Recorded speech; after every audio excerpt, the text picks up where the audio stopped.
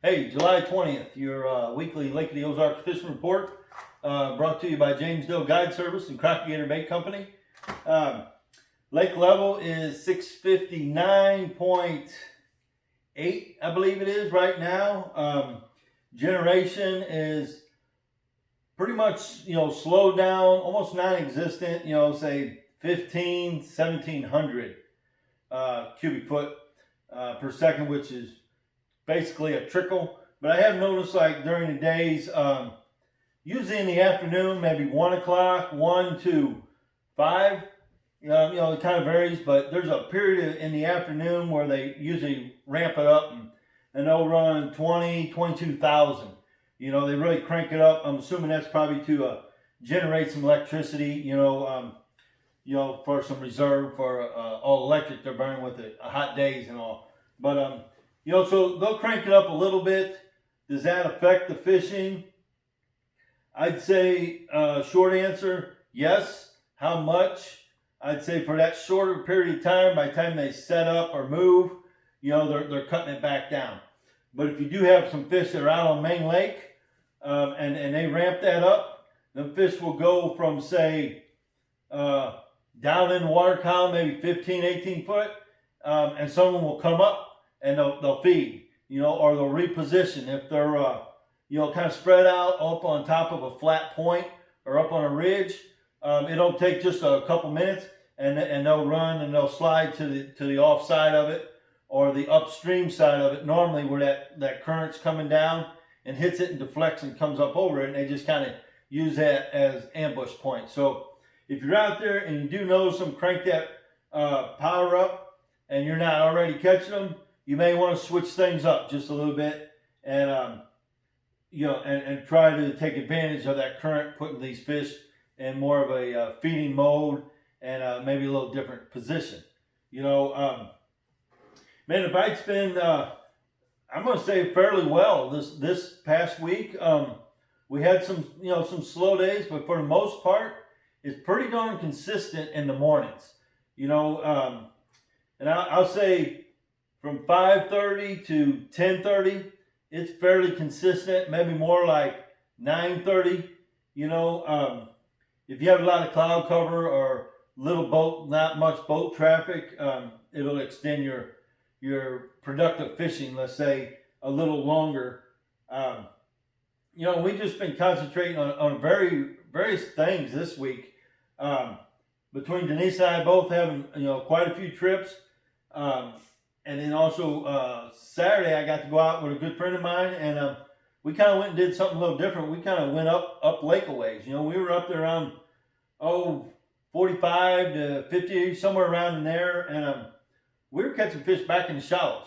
So one thing we did notice when we got back there were a lot of shad, and they weren't little shad, they were big ones. They were them big 6-inch shad, and big schools of them in the very backs. So when they're back there, the fish are back there. Early in the morning, you can run some top water, some buzz baits along them shallow docks, even back on the flats around laydowns, maybe a square bill. Some of these fish are out roaming around. But, let's see, Saturday, our best fish actually came on a top water, a different top water than I throw a whole lot, but I do really like it this time of year, or when I want a really, a loud bait, an active bait, when they're feeding on them great big shad. This is a Lucky Craft. It's called a gunfish, is what this is. And it's a fairly big bait. It's got big tungsten weight in the back, and it just sets perfect in the water. It really walks real good, but it walks and spits at the same time. So it's throwing a lot of water. It's making a lot of action.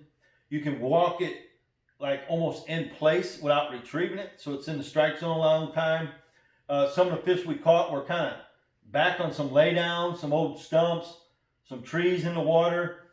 And we noticed, we'd work it past it, and we'd stop it for a second or two. Sometimes some fish would just come and attack it then. So, that was a lot of fun. We caught several fish on top water. And I was kind of switching back and forth. Jeff, the friend that was with me, he pretty much stuck with the old Wheezy jig. and he was skipping a 5/8 Wheezy jig, way back up underneath catwalks, and you know, around the laydowns on some open banks. He was just really covering a lot of water with the Wheezy jig, and he caught quite a few fish. He probably caught more fish than I caught on the gunfish, and I was also throwing a shaky head up there, which, you know, shaky head is going to produce regardless where you're at. You know, had other trips and fished down lake and done basically the same thing down lake, way up the gravois, up at the end of the gravois. I was up there one day, you know, way up past coconuts and all that. And you might as well say that's a river up there. It's getting in a river system, and they react exactly the same. You know, same thing, like way up the Nangwa, past Bridal Cave. You know, you get up there way up the Glaze. You know, those are all river systems. They're all going to fish basically the same. You know, those fish will get real shallow and take advantage of this water being up and being in all this green grass. And we did notice a lot of fish, if they weren't in that grass, they were pretty close to it. So that's pretty tough. It tells me that the shad are relating to it, or there's a lot of oxygen, the pH is right, the minerals right.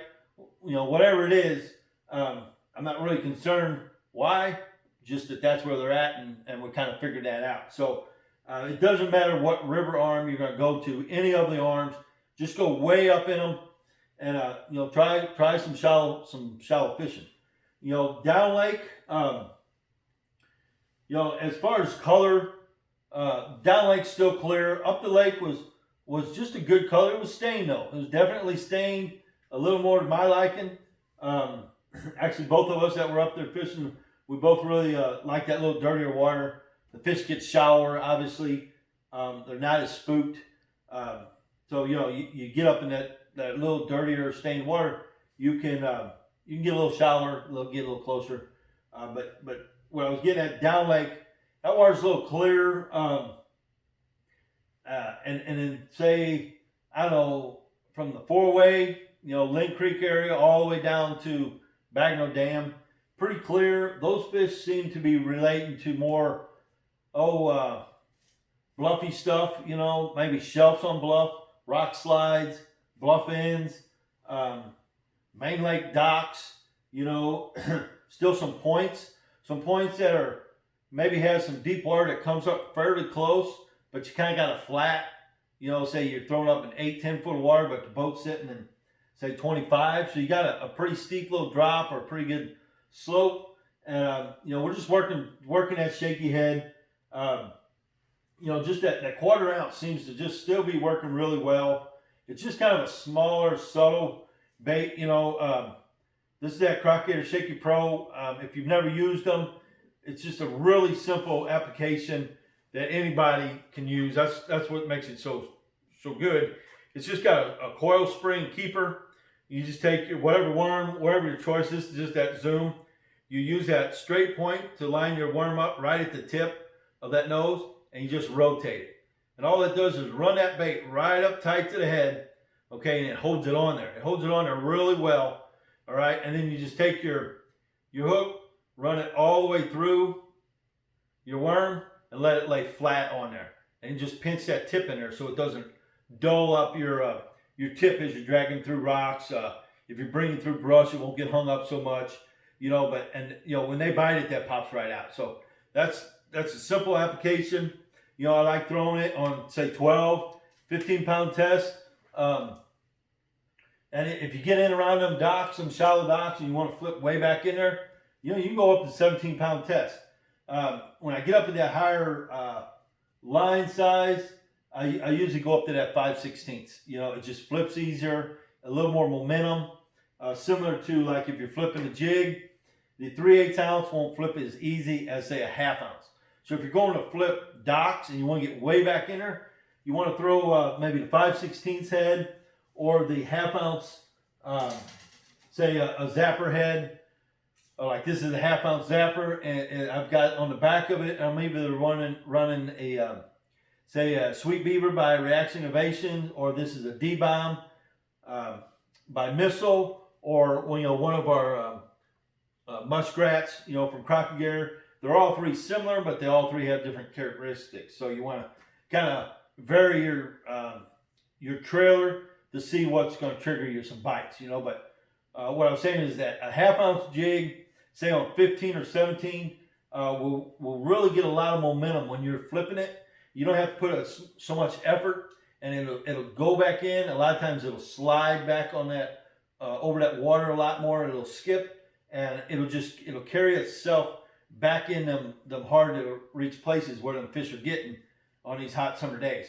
You know, so if you're having a little trouble flipping, or you're just getting into flipping, or you want to experiment with it more, you know, just get you a half-ounce jig, put you one of these flatter trailers on it, you know, like the muskrat, a D-bomb, a sweet beaver, something that's a flattened profile, and it's going to skip and it's going to slide on that water a lot better than you know, than maybe something that isn't quite as flat. It'll tend to hang up or grab that water and won't slide back in there. So a lot of the fish that we are catching around docks, you know, they're not easy to get to. They're way back in there. Sometimes you got to go around that dock 2-3 times. If that dock's in the right spot, there's shad all over, and you got a high suspicion there's a fish in there. You know, go around it 2 or 3 times, because the first time you go on this corner, that fish might be over there, and by the time you come back, now he's ventured his way back in there. Them big fish, they'll roam around them docks waiting for shad to come over close so they can ambush them. So sometimes you got to work it a couple times. Be patient. Don't get disgusted or discouraged if every flip ain't right. All my flips aren't right. You know, you just got to practice and just keep doing it. All this is practice and doing it. You know, rod, you know, find one that's comfortable for you. I found a 7-foot rod is the best for flipping. It's the right height for my height. You know, the reels, you know, obviously I'm all loose reels, 8-to-1 or 8-3-to-1. I like a fast retrieve. Get one you're comfortable with, spool it up with 15, 17, and just go out and just flip and just practice flipping. Because this time of year and into the fall, flipping's really the way to catch some fish when it gets hot and sunny. You know, the fish are just like us. They're going to get back where it's cool, where it's calm, where they're not being bothered, where it's dark, you know, and that's where they're going to get. That's where they live. And if you want to catch them, you got to get back in there to get them. So that's my tip on flipping. You know, the Wheezy jig. Now, you know, I throw both styles jigs. Jeff was throwing this Wheezy jig, and he had no trouble putting this thing in some really tight spots. You know, but you know, Jeff's a really good skipper. I tend to flip a lot and flip back in there, and he was skipping. And that's something else you want to practice, is that roll, underhand, a skip, and it's just like you're throwing a flat rock, and that thing will skip. And if you get that down pat, you can put it in some of them small holes and way back in them spots. So, you know, that Wheezy jig with that flat head, those double pitch on the head, it's like a flat rock, and it'll skip. You know, so for a football style with a good stout hook and a heavy weed guard, if you're some brush back in there, you notice some brush, or some rocks you're having difficult come through, that Wheezy jig will really come through really well. So either one of those jigs, you know, as far as what else I can tell you, it's pretty simple right now. Well, not necessarily simple fishing, but your baits are simple. You know, of course, a 10-inch worm on either a Texas rig, say a 1/4 ounce weight with a 5/0 EWG hook on your 10-inch worm, or throw that thing on like a 5/8 ounce Crockett Gator Shaky Pro head. It's got a real big EWG hook, you know, for dragging it out there. You know, that bait, the baits I talked about. The spoon, I'm still really liking the spoon. I'm catching a lot of fish on these spoons. I just got a new order in. Gotten some more War Eagles. They've got a couple. See if I can get one out of here and show you this. You know, obviously they're feeding on shad, and this thing here has got a shad finish. I don't know if you can see that, but it looks just like a shad. It's got a little red on it. You know, you can buy them like this already, you know, shad colored, shad painted, what have you. If you've got some that are just straight spoons and you want to dress that up a little bit. Rick Fishback has a company. It's called Crank Wraps, and he sells some wraps that go over these spoons, crankbaits, and things, and it really brings them alive. So if you got some old ones, you don't like the color, they're scratched up, whatever, something like that might be an option you look into. I also have this a little bigger one. This is at Dixie Jet, real good brand, but you can see the finish on that. It looks just like a shad.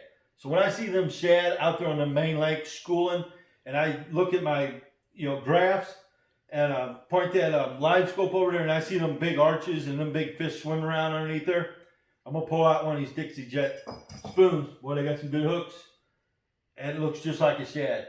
You let that thing drop down through them and then rip it back up through them shad and let it flutter back down. And most of the time they're hitting it as it's fluttering back down. That line will just stop or it'll jump. I started out a few weeks ago throwing some of these smaller ones for crappie, and I'm still catching a lot of crappie on them. This 3/4 and the 7/8 and the 1/2 ounce. A little 1/2 ounce really catch a lot of crappie, and just flipping it way back in them stalls, letting it sink down to where you see your fish, ripping it up through there. And a lot of times I notice if you let it go down below them and then just reel it, just a steady reel, as it comes through them crappie, they'll chase it up and they'll grab it. So that's probably how I've been catching most of my decent crappie, and I'm catching a lot of bass doing the exact same thing. If you're just out there tossing wherever, the odds are it's going to be pretty tough on you. But if you've got like the Garmin Live Scope, or some other model where you can see the fish and it's a live feedback, and you can watch your bait fall through them, and you can watch the fish feeding on shad, your odds are going to go way up, because you're not wasting casts or throws. You're flipping into basically a target, and that ball of shad is your target, and you're watching your bait. So if you can do that, obviously, for obvious reasons, your odds are going up, and you can see if the fish are reacting and how they're reacting to the bait, whether you need to change size, colors, the way you react it, reel it in, move it, twitch it, swim it through it, whatever. That really kind of keys you in on what you need to do to catch some of the fish that may not be feeding. So, man, that's pretty it. It's going to stay, these patterns here, it's not going to change a whole lot until we get into, say, man, I'm going to say September. We get into early September and we start getting some cool nights finally, and it cools things down. The fish know fall's coming, and they'll start moving. They'll start migrating different. They'll feed different. But for right now, it's kind of dog days of summer. Not a whole lot's going to change. The water temps in the upper 80s. It's going to stay there. It's just like in the spring. It gets to, say, 45, 46, and it hovers there for a while. Well, now it's the same thing in the summer. We're in the upper 80s, and it's going to hover there for a while. We had a lot of rain today, a lot of cool rain. That'll bring that temp down a little bit. It'll warm back up tomorrow. It's going to go up and down 2, 3, 5 degrees. But for the most part, it's going to be in the upper 80s. It's not going to change much. Just keep an eye on this time of year, the shad. Really pay attention to where you're seeing shad and where they're at in the water column. If they're working the surface, that tells you they're active. And generally the bass are a little more active if the shad are up in the higher in the water column. And obviously key in on some baits you need to use. So if you see some bait, say we've been catching a lot of fish, at least Denise has, on schooling fish, really paying attention. And if you see schooling fish just out in like nowhere land, they'll just be out over main lake, around some docks, deep docks, or out points, middle of creeks. But if you see them schooling out there, you can kind of sneak over there and you can throw some baits, some topwater baits, some jerk baits works really well, like just your 110 megabass, your RC sticks. It doesn't really matter. It's a reaction bait. Throw it out there and just rip it through them. Some of the old school guys know what I'm talking about. The old cotton cordell, the red fin was an excellent wake bait. You throw it out past them and reel it real slow, and it sends off a real nice wake. Something like that works really good for them schooling fish. That gunfish, a spook, chug bug, it really don't matter. Just throw it out to them, work it through them, and they're out there actively feeding That's about as simple as it gets. They show themselves, they're feeding, you throw a bait into them and you're going to catch. Rooster tails work great. You know, there's just a variety of things you can throw at schooling fish. But if you see them, they're not all small fish. There's a lot of small ones working the surface. You'll catch them, but there's some good ones underneath. That's where that spoon works real well. The jerk bait pulls them up. You know, even like a 6XD crankbait, if you get down below them where some of them bigger fish are hanging out, you'll catch some of them, you know, you catch some big fish out there. A lot of good fish. But you got to have electronics to do it. So that's the only thing there. Unless you see them schooling, then you can pretty much guess or, you know, figure what's going on as they're feeding. And all the fish have done is these bass will work just like coyotes on prey. You know, they school up, they get around these shad, they get underneath them and around them, and you can literally watch them. They'll push them up to the surface. Once they get them surface up to the, or them shad up to the surface, they've got nowhere to go, and now they're easy prey, and the bass can feed on them. So that's what they're doing when you're out there schooling. The bass have pushed them up there, and they've all gotten together, and they've corralled these shad to the surface, and they're feeding on them. So when you see that, go to work and catch them. You know, so it's a lot of fun. But man, the best tip is just get out there early, real early. Nothing's changed. A lot of activity, a lot of boats down here, a lot of traffic. You know, part of the reason we went up the river, we thought, let's go up there and maybe get away from that boat traffic. That wasn't the case. There was plenty of boat traffic up there. I mean, a lot. But it was mainly pontoons, runabouts, jet skis, bass boats. You know, so it was just as many boats. They weren't quite as big, so it was a little easier to run around up there, but it was still extremely busy. Down lake, you've got about until 10 o'clock, and the big boat's gonna kind of run you off the water. So just get out there early, or go back out late. You know, if you have a day like today, and it kind of rains, it'll hold some of them big boats off, and you can extend your time out there. And if you can stand it, stay out there. The fish will bite. They're still biting. It's just a little hard, difficult to be out there with them. You know, tournaments. What are Wednesday nighters?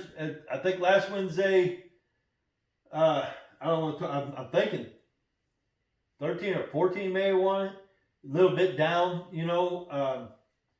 Wednesday night or Thursday night, they're about the same. But some of them are 4 fish limits. So 13 pounds for 4 fish is different than obviously 5. Mid-Lake Bass Club out of Runaway. It took 20 pounds to win that. I think Kevin Owen won that with 20 pounds, which is a pretty impressive bag for this time of year. And then there was a few other bags up there. I didn't get the total results of that, but you know, it's summertime. But if you get on the right bank or the right pattern or the right, I ain't gonna say necessarily the right bait, but it has a lot to do with it. It's more about timing and getting there or being where the fish are, which is kind of the same throughout the entire year. And everyone's heard it, you know, 90% of the fish are in 10% of the water. And all that's saying is if you're on the right structure, the right style bank, the right docks, you know, the right bluffs, you're going to catch some fish. It's just spending some time out there, figuring that out, and just paying attention, especially this time of year, because even though it's summer, the current's slowing out, they'll spread out, but you'll notice a lot of the fish will do the exact same thing. So, meaning if they're in brush piles in 10 foot, go look at brush piles in 10 foot.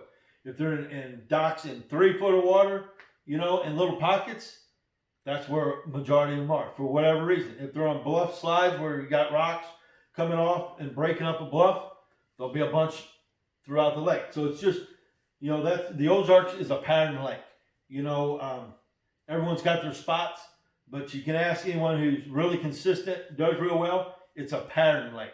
So that basically means you figure out a pattern, and then you can run this 92 miles of lake and do the exact same thing and catch fish. So, you know, it's all about figuring out the pattern. So, you know, just get out there early, enjoy the lake. Like always, as far as crackbait, we've got a couple new baits out, new colors. We've got a brand new muskrat out. It's a laminated black and blue flake on the one side, and then on the other side is a real popular. We've been being asked a lot about a sapphire blue. So this is a sapphire blue on the one side, black and blue on the other. Works excellent for flipping, just like say on our gator lock, jig head, say Texas rig it, and flipping in these docks is a jig trailer. It's a really good bait for all of those. So that'll be on our website. It'll be in stores here real soon. We're getting stock back up on things. We're like most. We've had a little bit of trouble getting inventory, keeping inventory. We do pour all of our baits in the United States, and one of our places in Illinois, and they actually shut them down for about a month and a half. So we was getting a little scarce on a few things, but we're getting everything back in. We're getting real stock back up on everything. We're really pretty good on everything now. We're stocked back up. So you go in your stores, all the stores around, on our website. Pretty much anything you order, we'll have it in stock, and we can get it out real quick. If we don't, it's just because we're having a little bit of supply problems, whether it be a couple of our small gold blades are out, just a few minor things. But for the most part, we're working a lot. We're putting in a lot of hours in the shop, putting out orders and getting them out as quick as we can. So other than that, guys, we always thank you for your support. As always, shoot me an email, shoot me a text. If there's anything I can answer about whatever, talk about the lake. I don't care if it's places to stay, real estate. A lot of people are moving out of the cities for great reasons. They're ready to get down here out of the cities, buy some property, buy some land. Justin Swats, you ain't gonna get a better guy, better realtor than that to know property, what to look for. Wildlife, areas, the house that goes with it. He's specializing in that right now. Whatever we can do to help you guys out, just shoot us an email, shoot us a text, and we'll help you. But other than that, guys, be safe. Hope to see you out on the water. Till next week, we'll see you.